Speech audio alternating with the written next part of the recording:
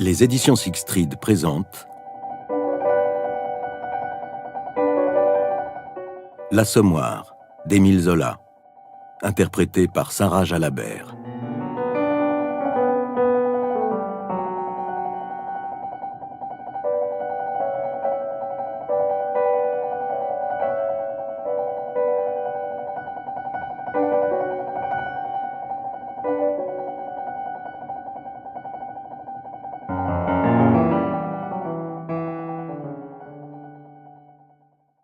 Gervaise avait attendu Lantier jusqu'à 2 heures du matin. Puis, toute frissonnante d'être restée en camisole à l'air vif de la fenêtre, elle s'était assoupie, jetée en travers du lit, fiévreuse, les joues trempées de larmes. Depuis 8 jours, au sortir du veau à 2 têtes, où il mangeait, il l'envoyait se coucher avec les enfants, et ne reparaissait que tard dans la nuit, en racontant qu'il cherchait du travail. Ce soir-là, pendant qu'elle guettait son retour, elle croyait l'avoir vu entrer au bal du grand balcon, dont les 10 fenêtres flambantes éclairaient d'une nappe d'incendie la coulée noire des boulevards extérieurs. Et derrière lui, elle avait aperçu la petite Adèle, une brunisseuse qui dînait à leur restaurant, marchant à 5 ou 6 pas, les mains ballantes comme si elle venait de lui quitter le bras pour ne pas passer ensemble sous la clarté crue des globes de la porte. Quand Gervaise s'éveilla, vers 5 heures, raidie, les reins brisés, elle éclata en sanglots. Lantier n'était pas rentré. Pour la première fois, il découchait. Elle resta assise au bord du lit, sous le lambeau de Perse, d'éteinte qui tombait de la flèche attachée au plafond par une ficelle. Et lentement, de ses yeux voilés de larmes, elle faisait le tour de la misérable chambre garnie, meublée d'une commode de noyer dont un tiroir manquait, de 3 chaises de paille et d'une petite table graisseuse, sur laquelle traînait un pot à eau ébréché. On avait ajouté pour les enfants un lit de fer qui barrait la commode et emplissait les 2 tiers de la pièce. La malle de Gervaise et de Lantier, grande ouverte dans un coin, montrait ses flancs vides. Un vieux chapeau d'homme tout au fond, enfoui sous des chemises et des chaussettes sales. Tandis que le long des murs, sur le dossier des meubles, pendait un châle troué, un pantalon mangé par la boue, les dernières nippes dont les marchands d'habits ne voulaient pas. Au milieu de la cheminée, entre 2 flambeaux de zinc dépareillés, il y avait un paquet de reconnaissance du mont-de-piété, d'un rose tendre. C'était la belle chambre de l'hôtel, la chambre du premier, qui donnait sur le boulevard. Cependant, couchés côte à côte sur le même oreiller, les 2 enfants dormaient. Claude, qui avait 8 ans, ses petites mains rejetées hors de la couverture, respirait d'une haleine lente, tandis qu'Étienne, âgé de 4 ans seulement, souriait, un bras passé au cou de son frère. Lorsque le regard noyé de leur mère s'arrêta sur eux, elle eut une nouvelle crise de sanglots. Elle tamponna un mouchoir sur sa bouche pour étouffer les légers cris qui lui échappaient. Et, pieds nus, sans songer à remettre ses savates tombées, elle retourna s'accouder à la fenêtre, elle reprit son attente de la nuit, interrogeant les trottoirs au loin. L'hôtel se trouvait sur le boulevard de la Chapelle, à gauche de la barrière poissonnière.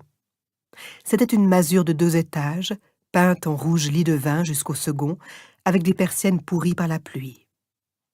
Au-dessus d'une lanterne, aux vitres étoilées, on parvenait à lire entre les 2 fenêtres « Hôtel Boncoeur, tenu par Marsouillet », en grandes lettres jaunes, dont la moisissure du plâtre avait emporté des morceaux.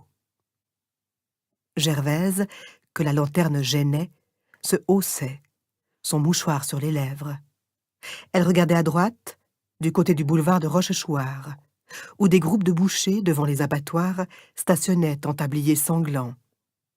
Et le vent frais apportait une puanteur par moments, une odeur fauve de bêtes massacrées. Elle regardait à gauche, en filant un long ruban d'avenue, s'arrêtant presque en face d'elle, à la masse blanche de l'hôtel de Lariboisière, alors en construction. Lentement, d'un bout à l'autre de l'horizon, elle suivait le mur de l'octroi, derrière lequel, la nuit, elle entendait parfois des cris d'assassinés.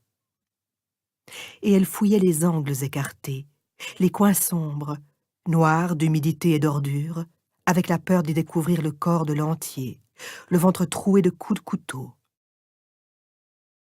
Quand elle levait les yeux, au-delà de cette muraille grise et interminable qui entourait la ville d'une bande de désert, elle apercevait une grande lueur, une poussière de soleil, pleine déjà du grondement matinal de Paris. Mais c'était toujours à la barrière poissonnière qu'elle revenait, le cou tendu, s'étourdissant à voir couler entre les deux pavillons trapus de l'octroi le flot ininterrompu d'hommes, de bêtes, de charrettes, qui descendaient des hauteurs de Montmartre et de la Chapelle. Il y avait là un piétinement de troupeaux, une foule que de brusques arrêts étalait en marre sur la chaussée, un défilé sans fin d'ouvriers allant au travail, leurs outils sur le dos, leur pain sous le bras. Et la cohue s'engouffrait dans Paris où elle se noyait continuellement.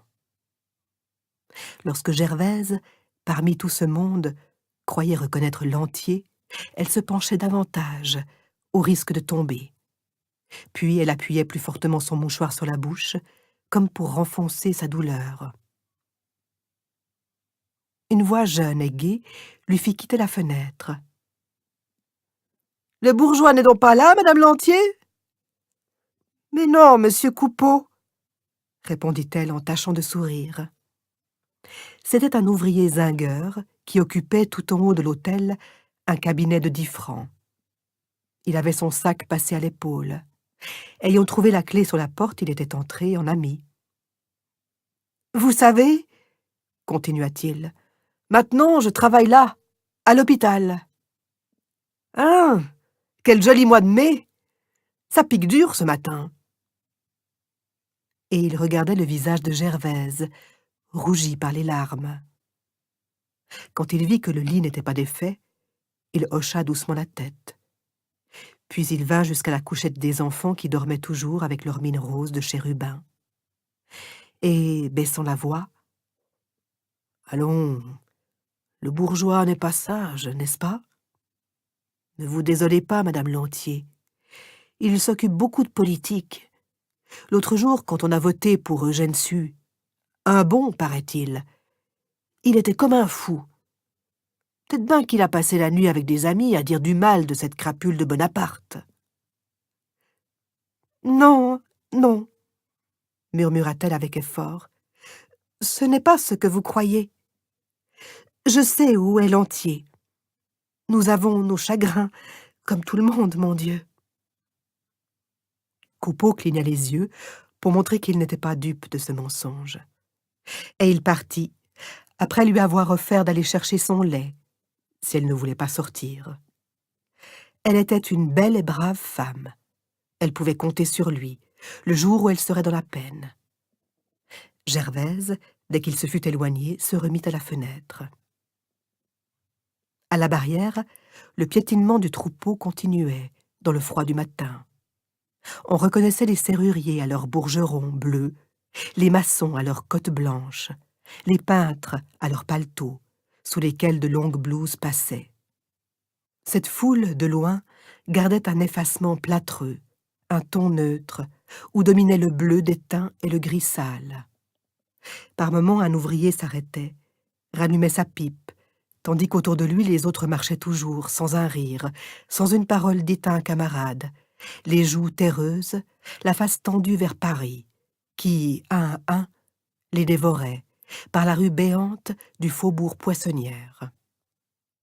Cependant, aux deux coins de la rue des Poissonniers, à la porte des deux marchands de vin qui enlevaient leurs volets, des hommes ralentissaient le pas, et avant d'entrer, ils restaient au bord du trottoir, avec des regards obliques sur Paris, les bras mous, déjà gagnés à une journée de flâne.